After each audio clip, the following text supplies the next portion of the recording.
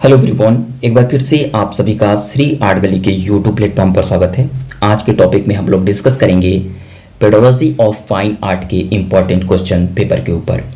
ये जो question paper आप लोगों के सामने जो प्रस्तुत किया जाएगा वो बीएड के जितने भी स्टूडेंट हैं और जिनका ईयरली या सेमेस्टर एग्ज़ाम होने वाले हैं 2026 में, तो उसमें जो स्पेशली फाइन आर्ट के जो स्टूडेंट हैं उनके लिए ये बहुत ही रामबाण साबित होगा, क्योंकि पेडोलॉजी ऑफ फाइन आर्ट के जितने भी स्टूडेंट हैं उनको ये समझना होगा कि 2026 में जो पेडोलॉजी ऑफ फाइन आर्ट से जो आपके सब्जेक्ट से रिलेटेड जो क्वेश्चन पुटअप किए जाएंगे वो किस प्रकार से किस स्टैंडर्ड के पुटअप किए जाते हैं।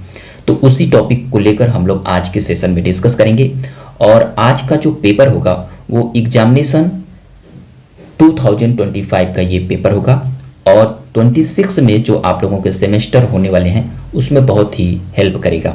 तो आप लोगों की स्क्रीन पर जो दिया गया है पेपर, आप सभी लोग देख रहे हैं कि ये जो पेपर है वो बीएड अर्थात बैचलर ऑफ एजुकेशन का सेकेंड सेमेस्टर का पेपर है, क्योंकि जो फर्स्ट सेमेस्टर का पेपर होता है वो सबके लिए कॉमन पेपर होता है और जो सेकेंड सेमेस्टर जब स्टार्ट होती है तो वहाँ पर आप लोगों को अपने सब्जेक्ट से रिलेटेड आप लोगों को चूज करना पड़ता है। तो जो भी फाइन आर्ट के स्टूडेंट हैं वो पेडोलॉजी ऑफ फाइन आर्ट रखते हैं और उनके लिए ये पेपर बहुत ही इंपॉर्टेंट होता है। तो स्पेशली फाइन आर्ट के स्टूडेंट इसको ध्यान से समझेंगे। यहाँ पर देखिए ये एग्जामिनेशन सेशन 2024-25 का है, अर्थात लास्ट 25 में जो एग्ज़ाम हुए हैं उसी का ये लेटेस्ट का पेपर है। और ये पेपर कोड जो है आप लोग देख रहे हैं 212 क्वेश्चन बुकलेट सीरीज ये डी है, अर्थात हम कह सकते हैं कि ये जो क्वेश्चन पेपर है वो छत्रपति साहू जी महाराज यूनिवर्सिटी की है और ये 2025 का पेपर है। बहुत इंपॉर्टेंट है 2026 के स्टूडेंटों के लिए। तो जितने भी बच्चे ध्यानपूर्वक समझेंगे कि अब आप लोगों का जो भी सेकेंड सेमेस्टर का पेपर होगा उसमें आप लोगों के जो होंगे वो लिखने वाले नहीं, OMR अर्थात मल्टीपल चॉइस के क्वेश्चन आप लोगों को दिए जाएंगे। उसमें आप लोगों के क्वेश्चन पेपर में 100 क्वेश्चन रहेंगे, जिसमें से आप लोगों को 75 प्रश्न ही करने होंगे। तो बहुत ही इंपॉर्टेंट है आप लोगों को 75। समय जो दिया जाएगा आप लोगों को 1.5 घंटे का समय दिया जाएगा और आप लोगों के मार्क्स जो होंगे वो 75 मार्क्स के होंगे। तो ध्यानपूर्वक मेरे साथ इन सभी क्वेश्चनों को सॉल्व करिए और किसी भी क्वेश्चन में डाउट हो तो कमेंट बॉक्स में कमेंट करिएगा। ये जो पेपर है बाइलिंगुअल है, अर्थात हिंदी और इंग्लिश दोनों में आप लोगों के समझ प्रस्तुत किया जाएगा। तो हम लोग देखते हैं पहला क्वेश्चन जो पुटअप किया गया था कि निम्नलिखित में से कौन सी कैलीग्राफी शैली अपनी अलंकरण और सजावटी स्वरूप के लिए व्यापक रूप से जानी जाती है। ऑप्शन के रूप में 4 विकल्प दिए गए हैं और इन्हीं में से आप लोगों को बेस्ट ऑप्शन को चूज करना है। तो यहाँ पर हम लोग देख रहे हैं इटालिक, ब्लैक लेटर, रोमन और ब्रश स्क्रिप्ट। तो यहाँ पर मैं आप सभी लोगों को बताना चाहता हूँ कि इसका बेस्ट ऑप्शन जो कैलीग्राफी शैली अपनी अलंकरण और सजावटी स्वरूप के लिए व्यापक रूप से जानी जाती है, इसका बेस्ट ऑप्शन जो हो जाएगा वो ब्लैक लेटर होगा, अर्थात ऑप्शन नंबर बी को हम लोग टिक करेंगे। सेकेंड नंबर का क्वेश्चन है कि ज्यामितीय चित्रों में रेडियल बैलेंस का अर्थ क्या होता है। तो यहाँ पर बहुत इंपॉर्टेंट है रेडियल बैलेंस। रेडियल बैलेंस का जो अर्थ होता है वो केंद्र के चारों ओर जो समान वितरण होता है ना, उसी को हम लोग रेडियल बैलेंस कहते हैं, अर्थात क्वेश्चन नंबर 2 का जो राइट आंसर हो जाएगा वो ए को टिक करेंगे। थर्ड नंबर का क्वेश्चन है कि परंपरागत कैलीग्राफी में मोटे और पतले स्ट्रोक बनाने के लिए किस लेखन उपकरण का उपयोग किया जाता है। वेरी वेरी इंपॉर्टेंट है। हम सभी लोग जानते हैं कि परंपरागत जो कैलीग्राफी होती थी उसमें मोटे और पतले स्ट्रोक का प्रयोग करने के लिए उसमें जो हम लोग यहाँ पर ऑप्शन में दिया गया है उसमें जो सबसे इंपॉर्टेंट होता था वो हम लोग करते थे क्वेल पेन, अर्थात पंख पेन को हम लोग इंपॉर्टेंट रखते थे। ऑप्शन नंबर डी को टिक करेंगे। दोस्तों आप सभी लोग ध्यान दीजिएगा, मैं बहुत ज़्यादा इस प्रश्न पर डिस्क्राइब नहीं करूँगा वरना बहुत लंबा ये पेपर हो जाएगा। मैं ओनली आप लोगों के एग्ज़ाम के अकॉर्डिंग मैं आप लोगों को प्रश्नों को सॉल्व करूंगा और इसके ऊपर अगर आप लोगों को डिस्क्रिप्शन चाहिए तो आप लोग बताइएगा, मैं नेक्स्ट टाइम प्रोवाइड करूंगा। बट अभी सिर्फ और सिर्फ हम आप लोगों को राइट आंसर को टिक करेंगे, जो कि आप लोगों के पास समय का बहुत ही अभाव है। 4th नंबर का क्वेश्चन कह रहा है कि निम्नलिखित में से कौन सा कौशल एक कैलीग्राफी शिक्षक के लिए आवश्यक होता है। तो किसी भी टीचर के लिए, जो कैलीग्राफी शिक्षक होते हैं, उनके लिए जो सबसे इंपॉर्टेंट होता है वो क्या होता है। ऑप्शन में 4 विकल्प दिए गए हैं। तो इसमें कैलीग्राफी उपकरणों और सामग्रियों का ज्ञान ही किसी भी टीचर के लिए आवश्यक होता है। तो ऑप्शन नंबर सी को हम लोग टिक करेंगे, राइट आंसर सी होगा। नेक्स्ट क्वेश्चन है कि कैलीग्राफी में लेटर स्पेसिंग किससे प्रभावित करती है। तो जो लेटर स्पेसिंग होती है वो कैलीग्राफी में किसको प्रभावित करती है। तो यहाँ पर इसका बेस्ट ऑप्शन जो हो जाएगा वो टेक्स्ट की दृश्य प्रभाव और पठनीयता को, अर्थात the visual flow and readability of the text को ये प्रभावित करती है। तो क्वेश्चन नंबर 5 का जो राइट आंसर हो जाएगा वो बी को टिक करेंगे। नेक्स्ट 6 नंबर का क्वेश्चन है कि कला में कल्पना का प्रमुख उद्देश्य क्या होता है। तो आप सभी लोग जानते हैं कि कला में कल्पना का बहुत बड़ा इंपॉर्टेंट होता है और इसका मुख्य उद्देश्य जो होता है, ऑप्शन को जब आप लोग देखेंगे तो आप लोगों को एक सटीक ऑप्शन देखने को मिलेगा कि कल्पना हमारे फाइन आर्ट अर्थात कला के जितने भी स्टूडेंट हैं उनके लिए महत्वपूर्ण होता है, क्योंकि वो दृश्य रूप में विचारों और भावनाओं को व्यक्त करना ही तो कला होती है। तो इसका बेस्ट ऑप्शन जो हो जाएगा वो हम लोग बी को टिक करेंगे, option number B. Next 7 number का क्वेश्चन है कि कल्पना को कला में कैसे प्रकट किया जा सकता है। तो कल्पना को कला में कैसे प्रकट किया जा सकता है, इसमें जो बेस्ट ऑप्शन होगा वो हो जाएगी आप लोगों की प्रतीकात्मक चित्रण और भावनात्मक रूपों के माध्यम से ही कल्पना को कला में प्रकट किया जा सकता है। दोस्तों समय का बहुत अभाव है, नहीं तो आप लोगों की इतनी डिफाइन करके मैं बताता कि आप लोगों को बहुत ही इंटरेस्टेड लगता, बट समय कम है। आप लोग जल्दी जल्दी से क्वेश्चन को सॉल्व करिए और किसी भी क्वेश्चन में डाउट हो तो कमेंट बॉक्स में प्लीज जरूर करिएगा। तो इसका 7th नंबर का राइट आंसर हम लोग सी को टिक करेंगे। नेक्स्ट क्वेश्चन है कि कला कक्ष में वेंटिलेशन का क्या उद्देश्य है। तो वेंटिलेशन का उद्देश्य किसी भी टीचर को या किसी भी स्टूडेंट के परिप्रेक्ष्य में जो सबसे इंपॉर्टेंट क्या होता है, जब आप लोग ऑप्शन को देखेंगे तो उसमें बेस्ट ऑप्शन हो जाएगा कि छात्रों को आरामदायक वातावरण प्रदान करना होता है। क्योंकि किसी भी जो कला की जो हमारी आर्ट होती है वहाँ पर एक ऐसा इन्वायरमेंट क्रिएट किया जाता है जिससे हमें उस कल्पना को समझने में किसी प्रकार का भटकाव का सामना न करना पड़े। इसीलिए कला कक्ष में वेंटिलेशन का मुख्य उद्देश्य है कि छात्रों को आरामदायक वातावरण प्रदान करना। तो इसका बेस्ट ऑप्शन जो हो जाएगा वो ए को हम लोग टिक करेंगे। 9th नंबर का क्वेश्चन है कि कला में रंग और रूप का क्या महत्व है। 4 विकल्प दिए गए हैं। इसका जो सबसे बेस्ट ऑप्शन हो जाएगा, आप लोग ऑप्शन को भी पढ़ते जाइएगा, हम सिर्फ और सिर्फ डायरेक्ट आंसर को टिक करेंगे। कला में रंग और रूप का जो महत्व होता है वो कला के दृश्य प्रभाव और अभिव्यक्ति को बढ़ावा देना होता है। ऑप्शन नंबर डी को टिक करेंगे आपके क्वेश्चन के अकॉर्डिंग। 10th नंबर का क्वेश्चन है कि विज्ञापन कला में स्पेस का क्या महत्व होता है।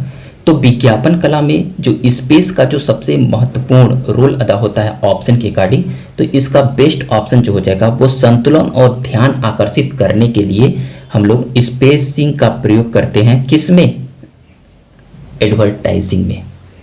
राइट आंसर सी को टिक।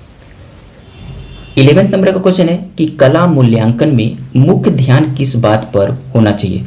तो कला मूल्यांकन में मुख्य जो ध्यान हम लोगों को देना होता है, ऑप्शन को देखने के अकॉर्डिंग बेस्ट ऑप्शन जो हो जाएगा वो सी को टिक करेंगे। छात्र के रचनात्मक विचारों और योगदान पर ही हम लोग मूल्यांकन उसके ऊपर करते हैं। 12th नंबर का क्वेश्चन है कि कला की पाठ्य पुस्तक में कला विधाओं के बारे में क्या जानकारी दी जाती है। तो ध्यानपूर्वक देखिए, इसी स्टैंडर्ड के आप लोगों के क्वेश्चन 2025 में पुटअप किए गए हैं, तो 2026 में भी देखने को जरूर मिलेंगे, जिस हिसाब से आप लोगों के स्टैंडर्ड दिन पे दिन चेंज हो रहे हैं। तो इसका बेस्ट ऑप्शन जो हो जाएगा कला के पाठ्यपुस्तक में कला विधाओं के बारे में जो जानकारी दी जाती है वो विभिन्न कला विधाओं जैसे चित्रकला, मूर्तिकला और ग्राफिक कला के विधाओं के बारे में जानकारी दी जा सकती है। तो ऑप्शन नंबर सी को हम लोग टिक करेंगे। नेक्स्ट क्वेश्चन है कि पोर्टफोलियो मूल्यांकन का क्या उद्देश्य है।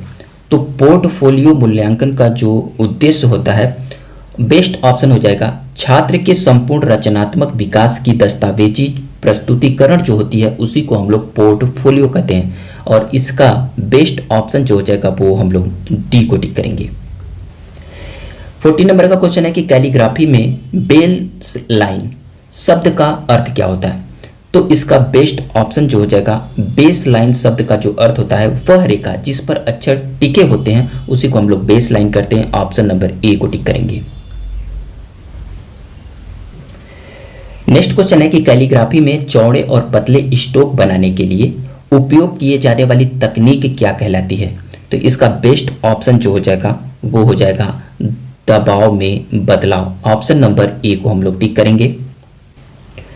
नेक्स्ट क्वेश्चन है कि कौन सी चित्रकला तकनीक में ताजे चूने के प्लस्तर पर रंग लगाया जाता है। तो यहां पर हम लोग इसका बेस्ट ऑप्शन सी को टिक करेंगे, फ्रेस्को। नेक्स्ट क्वेश्चन है कि कला में वस्तु और कल्पना के बीच अंतर क्या है। इसका बेस्ट ऑप्शन जो हो जाएगा वो हो जाएगा ऑप्शन नंबर ए। कला में वस्तु और कल्पना के बीच जो अंतर होता है वो वस्तु वास्तविक रूप होती है जबकि कल्पना अवास्तविक रूप होती है। राइट आंसर ए को टिक करेंगे। नेक्स्ट क्वेश्चन है कि निम्नलिखित में से कौन सा तत्व कैलीग्राफी कार्य की गुणवत्ता को प्रभावित करता है। तो कैलीग्राफी कार्य की गुणवत्ता को जो प्रभावित करता है, ऑप्शन को देखने के अकॉर्डिंग इसका बेस्ट ऑप्शन हो जाएगा उपयुक्त सभी, ऑल ऑफ द एबव।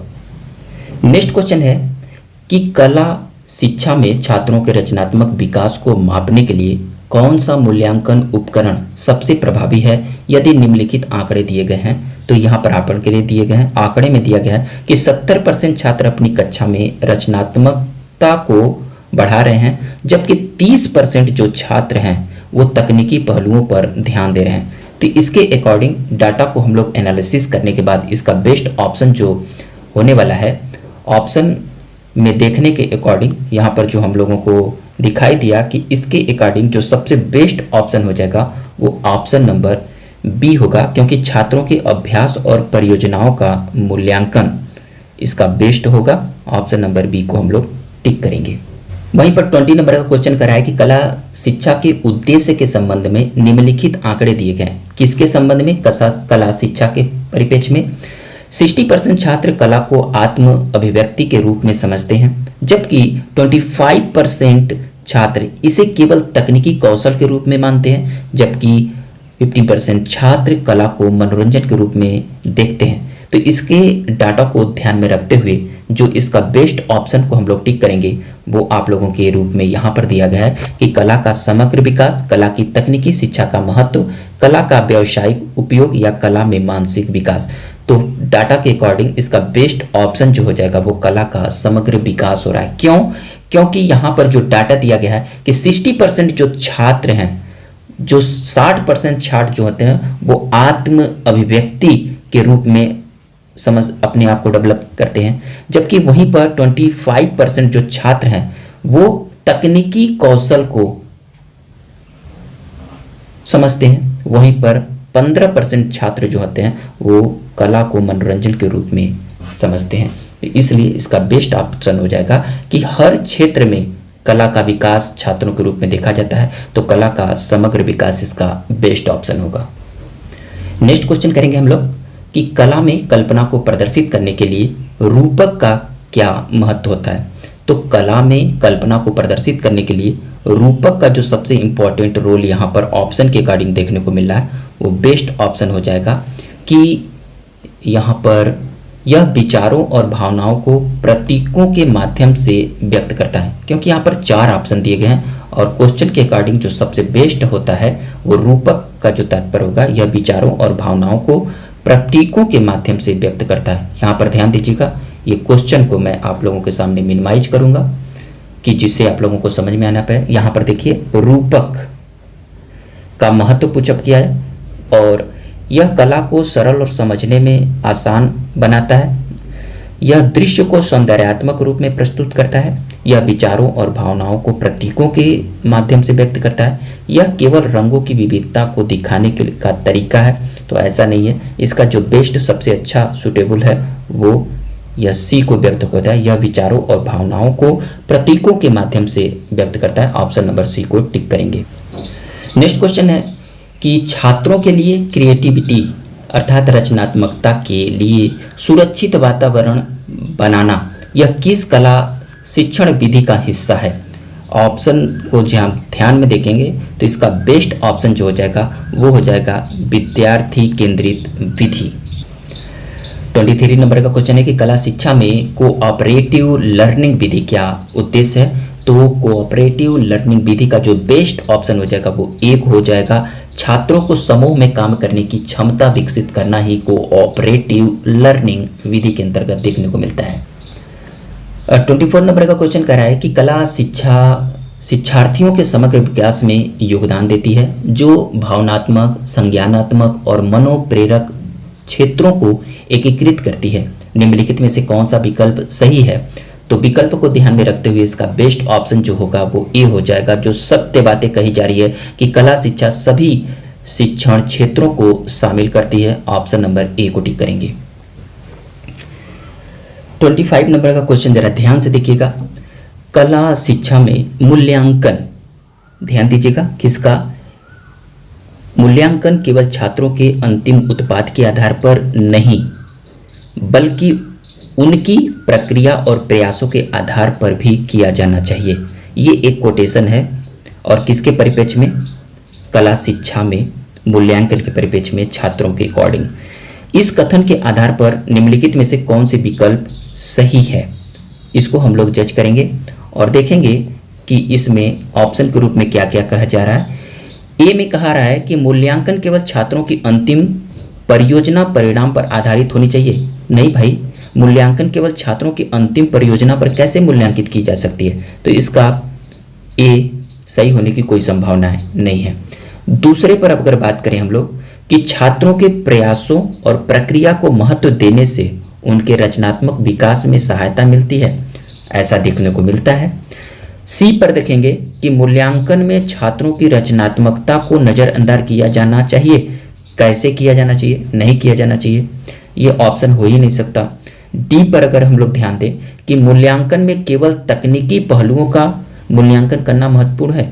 क्यों भाई, केवल तकनीक पर ही कैसे हम लोग मूल्यांकन करेंगे किसी भी स्टूडेंट का, तो ये भी सही होने की कोई संभावना नहीं है। तो राइट आंसर हमें जो देखने को मिल रहा है इस ऑप्शन में, ऑप्शन नंबर बी अच्छा है। छात्रों के प्रयासों, बिल्कुल सही। प्रक्रिया को महत्व देने से उनके रचनात्मक विकास में, अर्थात उनकी जो क्रिएटिविटी डेवलपमेंट होती है, उनकी प्रयासों और प्रक्रिया के आधार पर हम लोग उनका मूल्यांकन कर सकते हैं। इसलिए ऑप्शन नंबर बी को हम लोग टिक करेंगे। नेक्स्ट क्वेश्चन है कि राष्ट्रीय शिक्षा नीति 2020 के अनुसार कला शिक्षा का मुख्य उद्देश्य क्या है। तो जो NEP नेशनल एजुकेशन पॉलिसी 2020 की बात अगर हम लोग करें 2020 के अनुसार कला शिक्षा का मुख्य उद्देश्य जो रखा गया है, केवल मनोरंजन के लिए रखा गया है, बिल्कुल नहीं। छात्रों को कलाकार बनाना रखा गया है, बिल्कुल नहीं। समग्र विकास को बढ़ावा देना और परीक्षा परिणाम सुधारना, तो परीक्षा परिणाम सुधारना ही राष्ट्रीय शिक्षा नीति नहीं है, बल्कि जो NEP नेशनल एजुकेशन पॉलिसी 2022 आ रही है वो है समग्र विकास को बढ़ावा देना। राइट आंसर सी को टिक करें। नेक्स्ट क्वेश्चन है कि पाठ्यक्रम में कला को स्थान देने का प्रमुख कारण क्या है। पाठ्यक्रम में कला को ध्यान देने का प्रमुख स्थान देने का प्रमुख कारण जो रखा गया है वो रखा गया है कि शिक्षकों को अधिक कार्य देना, बिल्कुल नहीं। स्कूल की शोभा बढ़ाना, बिल्कुल नहीं। छात्रों की संपूर्ण प्रतिभा को निखारना या विद्यालय की रैंकिंग बढ़ाना, तो ऐसा नहीं है भैया, रैंकिंग बढ़ाना नहीं, बल्कि छात्रों की संपूर्ण प्रतिभा को निखारना ही हमारी पाठ्यक्रम में कला को स्थान देने का बात कही जाती है। तो राइट आंसर हम लोग सी को टिक करेंगे। 28 नंबर का क्वेश्चन कह रहा है कि ललित कला की शिक्षा में कौन सी विधा सम्मिलित नहीं है। क्या कह रहा है? नहीं है। तो मैं आप सभी लोगों को यहाँ पे बोनस टिप देना चाहता हूं कि जब भी क्वेश्चन में जरा ध्यान दीजिएगा कि मुख्य, नहीं आदि जो शब्द आते हैं ना वो बहुत ही इंपॉर्टेंट है, इसके ऊपर जरा ध्यान दीजिएगा। बच्चे है के रूप में लगा देते हैं, नहीं पर ध्यान ही नहीं देते तो आप लोगों के गलत हो जाते हैं। तो ललित कला की शिक्षा में कौन सी विधा सम्मिलित नहीं पुटअप की जा रही है? चित्रकला जो है हमारी फाइन आर्ट के अंतर्गत आती है, नृत्य को भी रखेंगे, संगीत को भी रखेंगे, जबकि ये रसायन विज्ञान जो है वो नहीं आती है। तो ऑप्शन नंबर सी को टिक करेंगे। 29 नंबर का क्वेश्चन है कि कला शिक्षा का भावनात्मक विकास से क्या संबंध है? कला शिक्षा का भावनात्मक विकास से संबंध के बारे में पुटअप किया जा रहा है। तो इसका बेस्ट ऑप्शन जो होगा, आप लोग डायरेक्ट ध्यान दीजिएगा, इसका बेस्ट ऑप्शन जो होगा वो भावनाओं की अभिव्यक्ति में सहायक होता है। राइट आंसर सी को टिक करेंगे। 30 नंबर का क्वेश्चन है कि शिक्षण में कला को एकीकृत करने से क्या लाभ होता है? तो शिक्षण में कला को एकीकृत करने से जो हमें लाभ होता है वो अधिगम अनुभव समृद्ध होता है। ऑप्शन नंबर सी को टिक करेंगे। 31 नंबर का क्वेश्चन है कि कला शिक्षा का एक प्रमुख लाभ क्या है? तो यहां पर देखिए बात कही जा रही है प्रमुख लाभ किसकी? कला शिक्षा का। तो यहां पर बेस्ट ऑप्शन जो होगा कला शिक्षा का एक प्रमुख लाभ जो होगा वो सृजनात्मकता का विकास। ऑप्शन नंबर सी को टिक करेंगे। 32 नंबर का क्वेश्चन है कि कला शिक्षण में पाठ योजना के किस तत्व का उपयोग सृजनात्मकता को बढ़ावा देने के लिए किया जाता है?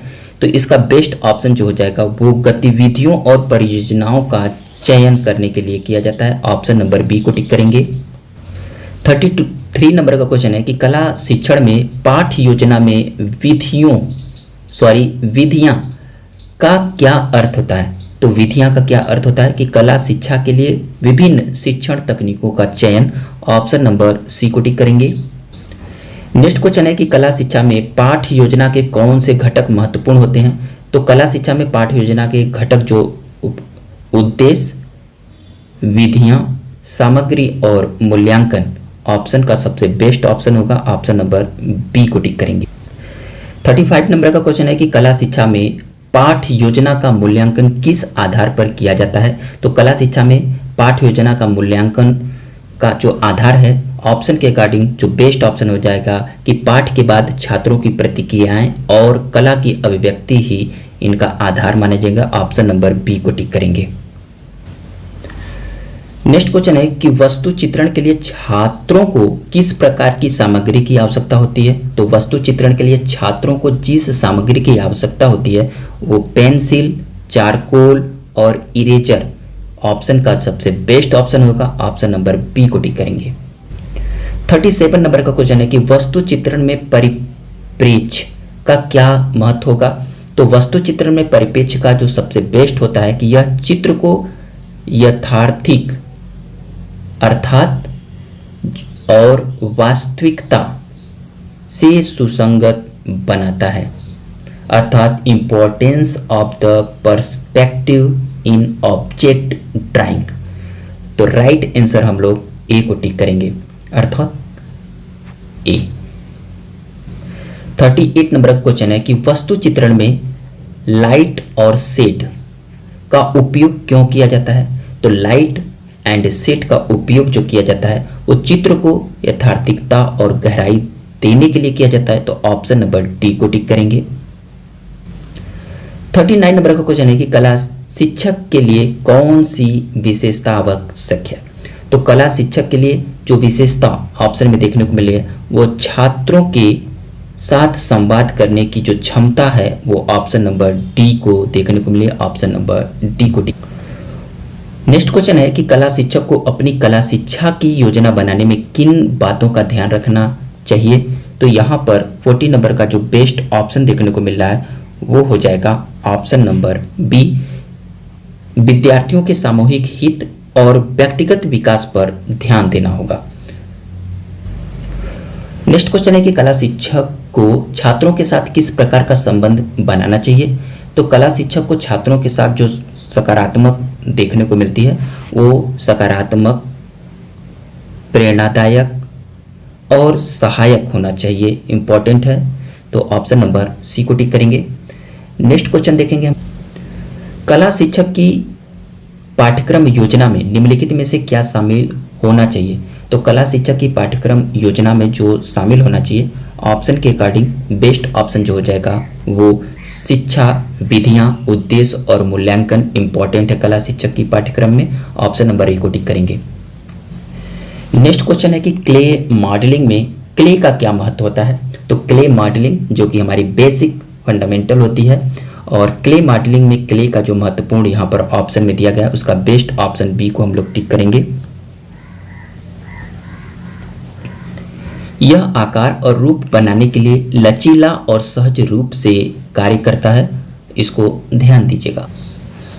44 नंबर का है, बहुत ही इंपॉर्टेंट क्वेश्चन है, सभी के लिए बहुत ही इंपॉर्टेंट, कि भारत में आधुनिक कला शिक्षा के अग्रदूत कौन माने जाते हैं जिन्होंने औपनिवेशिक काल में, ध्यान दीजिएगा यहाँ पर औपनिवेशिक काल के परिप्रेक्ष्य में बात किया जा रहा है, कला को राष्ट्रीय अभिव्यक्ति का माध्यम बनाया। कला को राष्ट्रीय अभिव्यक्ति का जो माध्यम बनाया गया था औपनिवेशिक काल में, और वो आधुनिक कला को राजा रवि वर्मा, अवनींद्रनाथ ठाकुर और नंदलाल बोस। तो औपनिवेशिक काल में राष्ट्रीय अभिव्यक्ति का जो माध्यम बना गया था आधुनिक कला में, वो अग्रदूत थे Abanindranath Tagore. Option number C को टिक करें। नेक्स्ट क्वेश्चन है कि कला शिक्षण में आर्ट थ्योरी का क्या महत्व है।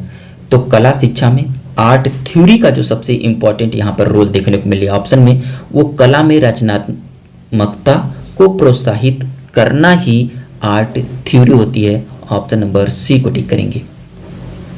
नेक्स्ट क्वेश्चन है कि एक समकोण त्रिभुज का सबसे लंबी भुजा क्या कहलाती है। तो एक समकोण त्रिभुज की जो सबसे लंबी भुजा होती है उसको हम लोग क्या कहते हैं, कर्ण कहते हैं। राइट आंसर डी को टिक करेंगे। नेक्स्ट क्वेश्चन है कि कला शिक्षा में दृश्य साक्षरता का क्या अर्थ होता है। तो यहाँ पर दृश्य साक्षरता का जो अर्थ देखने को मिलेगा वो सबसे बेस्ट ऑप्शन ए को टिक करेंगे, कला को पढ़ने और समझने की क्षमता। 48 नंबर का क्वेश्चन है कि कला शिक्षा में प्रक्रियामुखी अधिगम का या प्रक्रिया आधारित शिक्षण का क्या महत्व होता है। तो इसका बेस्ट ऑप्शन जो हो जाएगा वो सी को टिक करेंगे, छात्र को कला के रचनात्मक और विचारशील रूप से काम करने के लिए प्रोत्साहित करना होता है। नेक्स्ट क्वेश्चन है कि विज्ञापन कला में दृश्य अनुक्रम का क्या महत्व होता है। तो यहाँ पर कला शिक्षा में दृश्य अनुक्रम का जो बेस्ट ऑप्शन हो जाए वो संदेश के प्रभावी संचार को सुनिश्चित करना ही दृश्य अनुक्रम होता है, विजुअल होता है।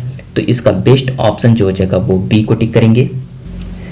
नेक्स्ट क्वेश्चन है कि भारतीय चित्रकला में मधुबनी शैली की विशेषता क्या है। तो भारतीय चित्रकला में मधुबनी शैली की जो सबसे महत्वपूर्ण विशेषता इस ऑप्शन में देखने को मिलेगा वो होगा जीवंत रंगों और ज्यामितीय डिजाइन का प्रयोग मधुबनी शैली की विशेषता रही है। तो ऑप्शन नंबर सी को हम लोग टिक करेंगे। तो दोस्तों इस प्रकार से इस सेशन में हम लोगों ने हाफ अर्थात 50 क्वेश्चनों को सॉल्व किया है। वीडियो लंबी होने के अकॉर्डिंग मैं आप लोगों की इसकी नेक्स्ट पार्ट अर्थात 51 से 100 के क्वेश्चन को आप लोगों के नेक्स्ट वीडियो में प्रोवाइड करूंगा। और आप लोगों के जो भी इस प्रश्न को अभी तक सॉल्व कराया गया, किसी भी क्वेश्चन में डाउट हो तो कमेंट बॉक्स में जरूर से जरूर कमेंट करिएगा। और वीडियो आप लोगों को इन्फॉर्मेटिव लगे, हेल्पफुल लगे तो प्लीज़ कमेंट बॉक्स में कमेंट करिएगा। कमेंट के साथ आप लोग हाइप का बटन प्रेस करिएगा और लाइक जरूर करिएगा, जिससे मैं आगे भी आप लोगों के लिए इन्फॉर्मेटिव वीडियो प्रोवाइड कर सकूं। हम लोग इस प्रकार से नेक्स्ट टॉपिक में मिलेंगे, तब तक के लिए थैंक यू दोस्तों।